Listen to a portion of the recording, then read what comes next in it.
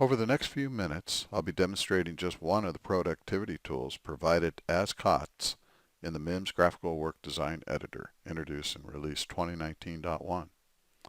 Our assignment is to create a work function design that will replace a damaged pole and transformer. The takeaway from this demonstration should be 1. How easy it is to create a design, and 2. The time in which it takes to accomplish the task. First, we need to locate the damaged pole and transformer. I was given a pole ID, so let's perform a search by pole number.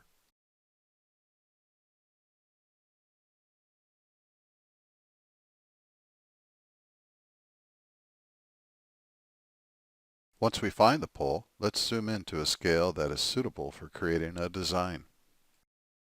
Now let's select the Design panel, choose the design type, and click the Create button to open the design editor.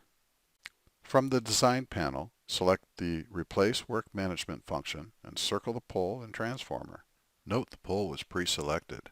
However, if the compatible unit was not pre-populated, you can simply browse or search to locate the appropriate unit. Note the search hints provided and how the CU list is refined as I type into the search criteria box. For this demonstration, we're going to replace the compatible unit with the same.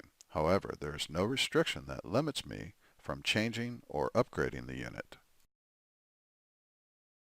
Now that I've finished defining the compatible units, I'll click the big check mark at the top and save and return to the design editor.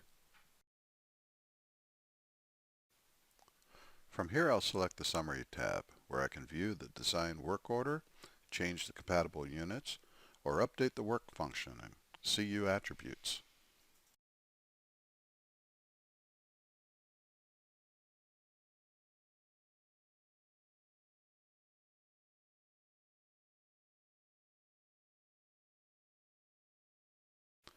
Now that the design is just about finished, I'll insert a field note.